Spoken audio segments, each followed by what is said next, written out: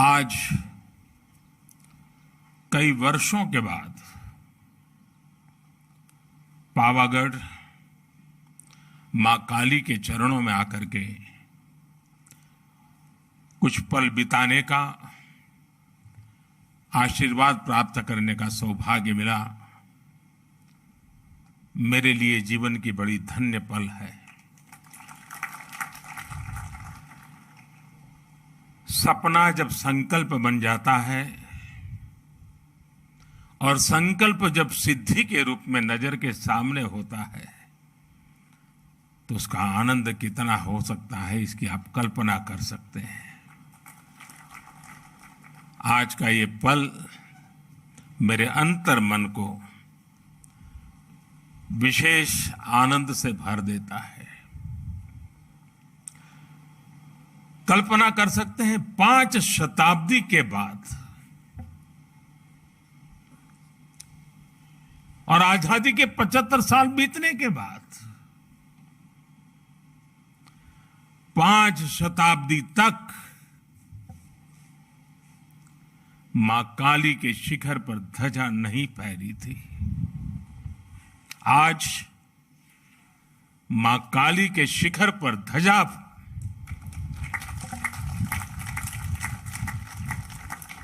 ये पल हमें प्रेरणा देती है, ऊर्जा देती है और हमारी महान परंपरा और संस्कृति के प्रति समर्पित भाव से जीने के लिए हमें प्रेरित करती है। आज से कुछ ही दिन बाद इसी महीने के अंत में गुप्त नवरात्रि शुरू हो रही है। गुप्त नवरात्रि से ठीक पहले पावागढ़ में मां काली का ये शक्तिपीठ महाकाली मंदिर अपने भव्य और दिव्य स्वरूप में हमारे सामने है। शक्ति और साधना की यही विशेषता होती है।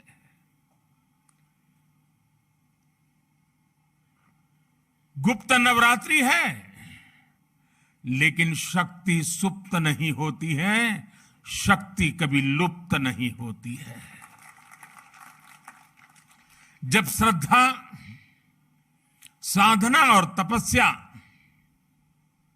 फलीभूत होते हैं तो शक्ति अपने पूर्ण वैभव के साथ प्रकट हो जाती है। पावागढ़ में महाकाली के आशीर्वाद से हम गुजरात और भारत की उसी शक्ति का प्राकट्य देख रहे हैं। आज सदियों बाद महाकाली का ये मंदिर अपने विशाल स्वरूप में हमारे सामने हमारे मस्तक को भी ऊंचा कर देता है। आज सदियों बाद पावागढ़ मंदिर में एक बार फिर शिखर पर ध्वज फहरा रहा है। ये शिखर ध्वज केवल हमारी आस्था और आध्यात्म का ही प्रतीक नहीं है। ये शिखर ध्वज इस बात का भी प्रतीक है कि सदियां बदलती हैं, युग बदलते हैं, लेकिन आस्था का शिखर शाश्वत रहता है। भाई और बहनों, अयोध्या में आकर आपने देखा होगा भव्य राम मंदिर आकार ले रहा है। काशी में विश्वनाथ धाम हो या फिर मेरे केदार बाबा का धाम हो, आज भारत के आध्यात्मिक और सांस्कृतिक गौरव पुनर्स्थापित हो रहे हैं। आज नया भारत अपनी आधुनिक आकांक्षाओं के साथ साथ अपनी प्राचीन धरोहर को भी, अपनी प्राचीन पहचान को भी उसी उमंग और उत्साह के साथ जी रहा है। हर भारतीय उस पर गर्व कर रहा है। हमारा ये आध्यात्मिक स्थल हमारी श्रद्धा के साथ साथ नई संभावनाओं के भी स्रोत बन रहे हैं। पावागढ़ में मां काली का मंदिर का पुनर्निर्माण हमारी इसी गौरव यात्रा का एक हिस्सा है। मैं इस अवसर पर मां महाकाली के चरणों में नमन करते हुए आप सभी को हृदय से बहुत बहुत बधाई देता हूं। आज का ये अवसर सबका साथ, सबका विश्वास और सबका प्रयास का भी प्रतीक है। साथियों, अभी मुझे मां काली मंदिर में ध्वजारोहण और पूजन अर्चन का सौभाग्य मिला है। मां काली के दर्शन करते समय मैं सोच रहा था कि आज मां काली के चरणों में आकर क्या मांगू। मां काली का आशीर्वाद लेकर इतिहास गवाह है, स्वामी विवेकानंद जी मां काली के आशीर्वाद लेकर के जन सेवा से प्रभु सेवा में लीन हो गए थे। मां मुझे भी आशीर्वाद दे कि मैं और अधिक ऊर्जा के साथ और अधिक त्याग और समर्पण के साथ देश के जन जन का सेवक बनकर उनकी सेवा करता रहूं।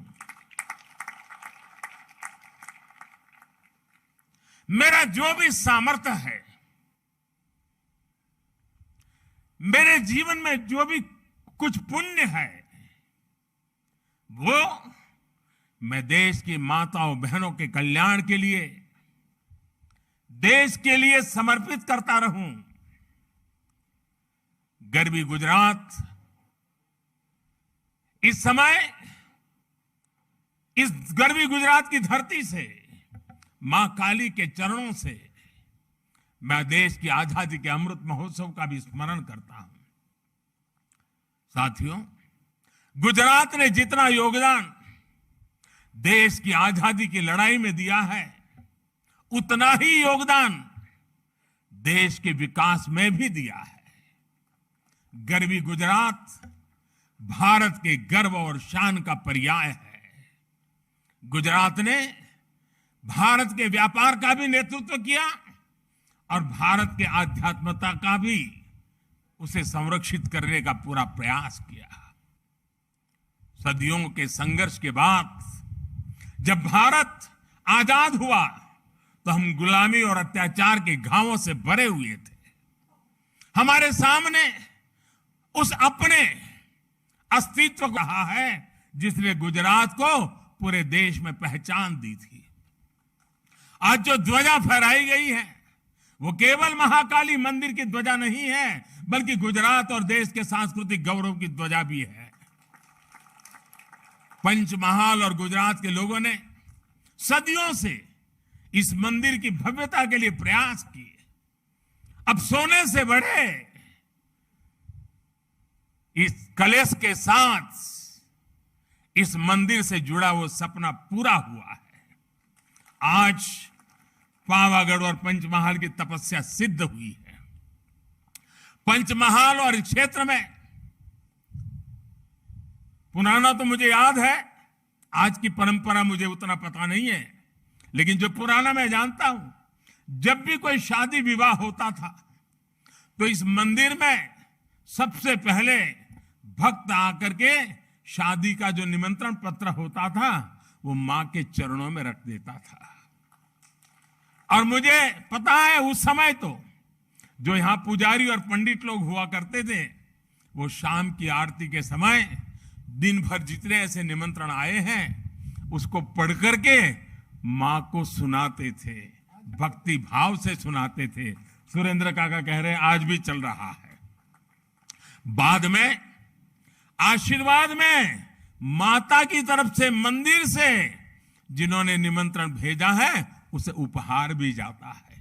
कितना बड़ा सौभाग्य। और परंपरा लंबे अरसे से चली आ रही है। लेकिन माता ने इस बार हम सबको आज सबसे बड़ा उपहार दिया है। माता के दरबार का कायाकल्प और ध्वजारोहण। मैं समझता हूं हम भक्तों के लिए, शक्ति उपासकों के लिए इससे बड़ा उपहार क्या हो सकता है। और मां के आशीर्वाद के बिना यह संभव भी कहां हो सकता है। यहां श्री काली का मंदिर को लेकर जो कार्य हुए हैं उसमें एक खास बात और है। महाकाली मंदिर का इतना भव्य स्वरूप दिया गया, लेकिन इस पूरे काम में गर्भगृह में मूल स्वरूप अक्षुण्ण रखा गया। इसे सेवा यज्ञ में गुजरात सरकार, पवित्र तीर्थ यात्रा विकास बोर्ड और ट्रस्ट के लोगों ने मिलकर काम किया। मुझे बताया गया कि मंदिर परिषद की पूरी परिक्रमा के लिए, अभी सुरेंद्र भाई बता रहे थे, दूधिया तालाब और छासिया तालाब को जोड़ने वाला एक परिक्रमा पथ भी तैयार किया जाएगा। यज्ञशाला, भोजनशाला, पर्यटकों के लिए भक्त निवास और छासिया झील से माता जी के मंदिर तक लिफ्ट जैसी सुविधाएं, इसका निर्माण भी किया जाएगा।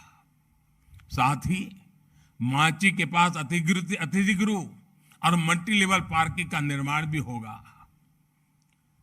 पहले यहां पहुंचने के लिए श्रद्धालुओं को कई घंटे लग जाते थे। सीढ़ियों से चढ़ना, यात्रा की थकावट, कठिनाइयों से गुजरना पड़ता था। पहले सीढ़ियां भी कैसी थी, जो पहले आए हैं उनको पता है। उसको सीढ़ी कह सके कि न कह सके, यह हाल था। लेकिन आज वो भी रचना अच्छी हो गई है। अब मंदिर तक पहुंचने के लिए अच्छे पत्थर से अच्छी सीढ़ियां बनाई गई है। सीढ़ियां की ऊंचाई भी ज्यादा नहीं है, बराबर हिसाब से रखा है ताकि चढ़ने वाले को दिक्कत ना हो। पहले मंदिर परिषद में 2 दर्जन लोग भी एक साथ नहीं पहुंच पाते थे। आज 100 से भी ज्यादा लोग एक साथ यहां आ सकते हैं, पूजा अर्चन कर सकते हैं। भीड़ का दबाव कम हुआ है तो यात्रियों के लिए सुरक्षा भी बढ़ी है। मंदिर परिषद के विस्तार से भगदड़ जैसी घटनाओं से भी बचा जा सके, और हमें निरंतर जागरूक रहना ही पड़ता है ऐसी जगह पे। और अब तो इसके बाद शायद यात्रियों की संख्या बढ़ जाएगी, हमें उन सारी व्यवस्थाओं की चिंता करते रहना पड़ेगा। और मैं अभी से सभी काली भक्तों से प्रार्थना करता हूं कि अनुशासन का पालन करना होगा, क्योंकि कठिन जगह है, कोई हादसा न हो जाए। पहले कई बार हादसे होते थे, बड़ी चिंता सताती थी, लेकिन मां के आशीर्वाद से फिर गाड़ी चल पड़ती थी। मैं चाहूंगा हम उस अनुशासन का भी पालन करेंगे, क्योंकि कठिन स्थान है, ऊंचा स्थान है, कठिनाइयों के बीच काम करना होता है। तो हम जितना अनुशासन का पालन करेंगे, यात्रा भी अच्छी होगी, मां के आशीर्वाद भी प्राप्त होंगे। पहाड़ी के ऊपर जो दूधिया तालाब है उसे भी डेवलप किया जा रहा है। इस तालाब के चारों तरफ एक परिक्रमा, सर्कुलर पथ बनाया है। इससे भी लोगों को काफी आसानी हुई है। मां महाकाली के चरणों में आकर हमें बार बार उनके आशीर्वाद प्राप्त करने के लिए, लेकिन पहले पावागढ़ की यात्रा इतनी कठिन थी कि लोग कहते थे कि कम से कम जीवन में एक बार माता के दर्शन हो जाए। आज यहां बढ़ रही सुविधाओं ने मुश्किल दर्शनों को सुलभ कर दिया है। माताएं, बहनें, बुजुर्ग, बच्चे, युवा, दिव्यांग, हर कोई अब आसानी से मां के चरणों में आकर के अपने भक्ति का, मां के प्रसाद का सहज लाभ ले सकते हैं। अभी मैं खुद भी यहां पहुंचने के लिए टेक्नोलॉजी के माध्यम से आया, रोपवे के माध्यम से आया। रोपवे में न केवल ये यात्रा आसान की है, बल्कि रोपवे से पावागढ़ की अद्भुत जो खूबसूरती है उसका आनंद भी मिलता है। आज गुजरात में कई तीर्थ और पर्यटन स्थल ऐसे रोपवे से जुड़ रहे हैं। पावागढ़, सापुतारा, अंबाजी, गिरनार में रोपवे होने से लोगों का काफी सहूलियत मिल रही है। पावागढ़, मां अंबा और सोमनाथ, द्वारकेश की आशीर्वाद से ही गुजरात गरवी गुजरात बना है। गुजरात के महान कवि नर्मद ने गुजरात की सांस्कृतिक महिमा का वर्णन करते हुए लिखा है,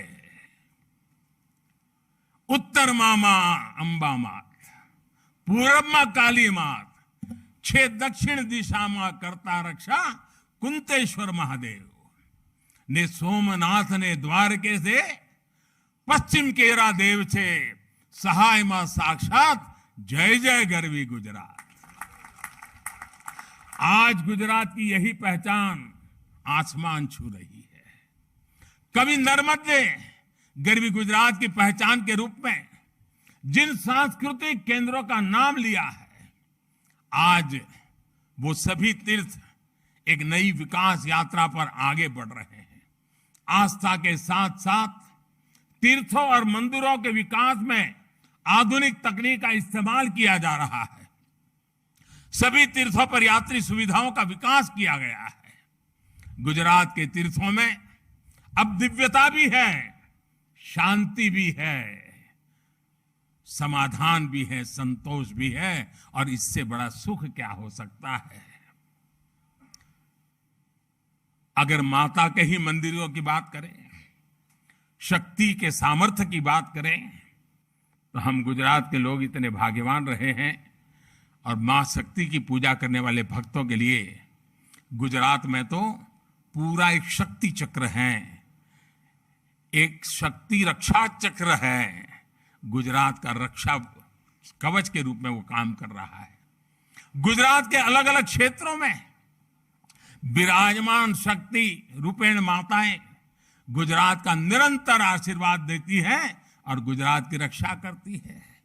बनासकांठा में मां अंबाजी, पावागढ़ में मां काली, चोटीला में चामुंडा मां, ऊंझा में उमिया मां, कच्छ में के माताजी नो मढ़ आशापुरा मां, नवसारी के पास उनाई माता, डेड़िया के पास देवमोगरा मां, भावनगर के पास खोडियार मां, महसाना के पास बहुचर मां, उधर हमारे खोड़ल धाम, उधर उमिया धाम, गिरनार के ऊपर अंबा मां का आशीर्वाद है। अंबाजी में गब्बर फुट हिल्स, अभी हमारे भूपेंद्र भाई वर्णन कर रहे थे, 3D वीडियो प्रोजेक्शन मैपिंग की शुरुआत की गई है। साथ में महाआरती भी शुरू की गई है। केंद्र की प्रसाद योजना के तहत गब्बर तीर्थ का पुनरुद्धार भी किया जा रहा है। अंबाजी मंदिर परिसर के विकास की योजना पर भी काम चल रहा है। कोटेश्वर महादेव मंदिर, रिंछड़िया महादेव मंदिर जैसे पुण्य स्थानों का विकास भी किया जा रहा है। अभी कुछ समय पहले मुझे सोमनाथ मंदिर में भी कई विकास कार्यों के लोकार्पण का अवसर भी मिला था। द्वारिका में भी घाटों, यात्री सुविधाओं और मंदिरों के सौंदर्यीकरण पर भी काम किया गया है। पंचमहाल के लोगों से मेरा आग्रह होगा, बाहर से जो भी श्रद्धालु यहां दर्शन करने आए, उनको आप अपने राज्य के इन सभी स्थानों पर जाने के लिए जरूर कहिएगा। माधोपुर में जहां भगवान श्री कृष्ण और रुक्मिणी का विवाह हुआ था, वहां रुक्मिणी मंदिर का पुनर्विकास भी किया जाएगा। अभी अप्रैल के महीने में, जैसा भूपेंद्र भाई ने बताया, हमारे राष्ट्रपति जी ने माधोपुर गेट मेले का उद्घाटन करके वो स्वयं यहां आए थे। तीर्थों का ये विकास केवल आस्था के विकास का विषय तक से ही सीमित नहीं है, बल्कि हमारे तीर्थ समाज की गतिशीलता और राष्ट्र की एकजुटता के भी एक बड़े महत्वपूर्ण जीवंत प्रतीक है। इन तीर्थों और मंदिरों में आने वाले श्रद्धालु अपने साथ कई नए अवसर भी लेकर आते हैं। किसी भी क्षेत्र में पर्यटन बढ़ता है तो रोजगार भी बढ़ता है। इंफ्रास्ट्रक्चर का भी विकास होता है। हमारे तीर्थ यात्रियों को स्थानीय संस्कृति से तो परिचित करवाते ही हैं, स्थानीय कला, कौशल, शिल्प का भी प्रचार प्रसार होता है। हम सभी इस बात के गवाह हैं। हमारा केवड़िया, वहां का हमारा Ekta Nagar, statue of unity, उसके बाद वहां पर्यटकों की जो संख्या बढ़ी है, आज दुनिया में महत्वपूर्ण पर्यटन क्षेत्रों में वो एक डेस्टिनेशन के रूप में जाना जाने लगा है। दुनिया में उसने भी जगह बना ली है। इसी तरह सुविधाएं बढ़ने के बाद काशी विश्वनाथ धाम और चार धाम यात्रा में भी श्रद्धालुओं की संख्या नित नए रिकॉर्ड बना रही है। इस बार तो केदारनाथ में अभी तो कुछ ही सप्ताह हुए हैं, सारे रिकॉर्ड तोड़ दिए हैं, इतने यात्री वहां पहुंचे हैं। पावागढ़ के विकास से मंदिर में आने वाले श्रद्धालुओं की संख्या बढ़ेगी, तो उसका लाभ बड़ौदा हो, पंचमहाल हो, इस पूरा हमारा वनवासी पट्टा हो, हमारे आदिवासी भाई बहन हो, सबके जीवन में एक बहुत बड़ी ताकत भरने वाला है। जो श्रद्धालु मंदिर में आएंगे वह यहां से विरासत वन भी जाएंगे। विरासत वन प्रकृति, पर्यावरण, परंपरा और आयुर्वेद जैसे विषयों पर देश के लिए एक बड़ा आकर्षण और प्रेरणा का केंद्र बन सकता है। इसी तरह आर्कियोलॉजिकल पार्क और पावागढ़ किला के लिए भी आकर्षण बढ़ने वाला है। विकास ये कार्य पंचमहाल को देश में प्रमुख पर्यटन स्थल के रूप में उभरने में मदद करेंगे। पावागढ़ में अध्यात्म भी है, इतिहास भी है, प्रकृति भी है, कला संस्कृति भी है। यहां एक और मां महाकाली का शक्तिपीठ है, तो दूसरी ओर जैन मंदिर की धरोहर भी है। यानी पावागढ़ एक तरह से भारत के ऐतिहासिक विविधता के साथ सर्वधर्म संभाव का केंद्र रहा है। यूनेस्को ने चांपानेर के पुरातत्व स्थल को विश्व धरोहर, वर्ल्ड हेरिटेज के रूप में स्थल के रूप में इस साइट को दर्ज किया हुआ है। यहां बढ़ता हुआ पर्यटन यहां की पहचान को भी और मजबूत करेगा। पंचमहाल में पर्यटन की संभावनाओं के साथ साथ यहां के युवाओं के लिए बड़ी संख्या में नए अवसर तैयार होने वाले हैं। हमारे आदिवासी भाई बहनों के विशेष रूप से रोजगार के नए अवसर आने वाले हैं। आदिवासी समाज की कला, संस्कृति और पारंपरिक कौशल को भी नई पहचान मिलने वाली है। और हमारा पंचमहाल तो बैजू बावरा जैसे महान गायकों की धरती रहा है। वो प्रतिभा आज भी यहां की मिट्टी में है।